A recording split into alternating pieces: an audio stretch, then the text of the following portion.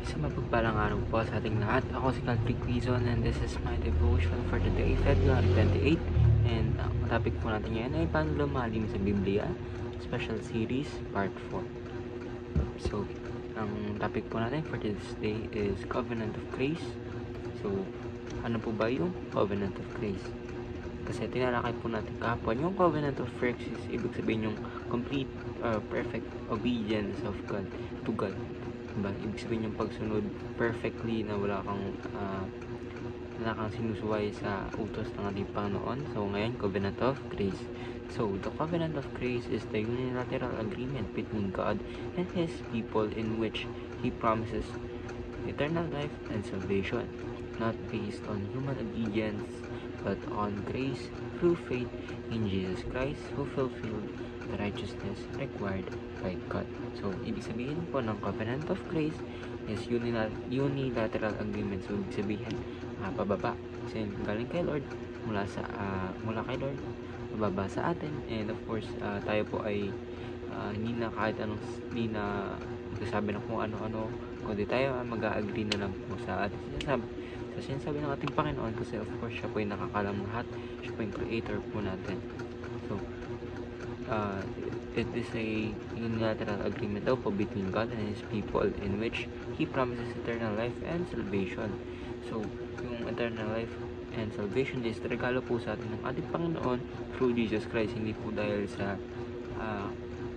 human obedience po natin, kundi ginawa po ito ng ating Panginoon in order for us to have faith in Him more, and of course to through faith, of course, natin sa ating Panginoon Kristo na nagpakamatay, ay na pinatay dahil po sa atin. And of course, our Lord and Savior Jesus Christ also fulfilled the scriptures. Ibig sabihin, siya po yung unang perfectong tao na sinunod po lahat perfectly yung utos ng ating Panginoon. Ang ating verse naman po for today is Romans chapter 5 verse 15. But the gift is not like trespass, for if the many died by the trespass of the one man, how much more did God's grace and gift that came by the grace of the one man, Jesus Christ, overflow to the many.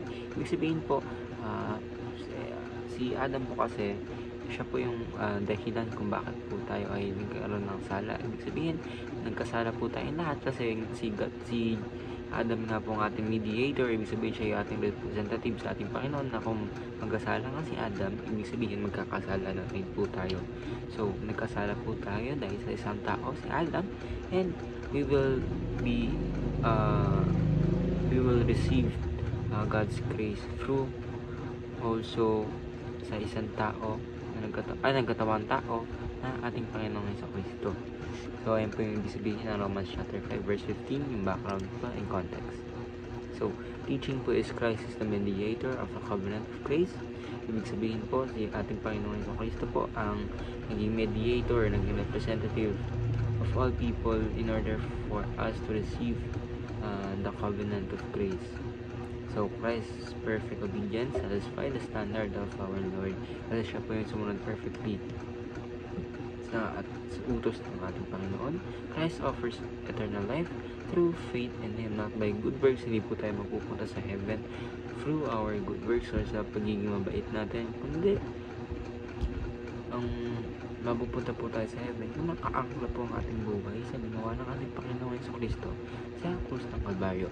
So, application is believe that there is no other way to be saved, of course, through faith alone, not by those people. Alam naman po natin na maraming religion na nagkakalat na hindi lang po kay Jesus Christ. No, they are wrong.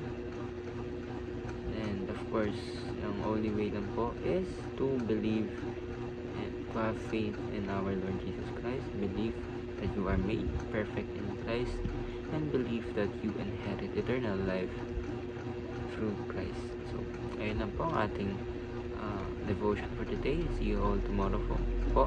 And this is my devotion for today, February 28. Sana po ay marami kayong natutunan. Ayun lang po, ay God.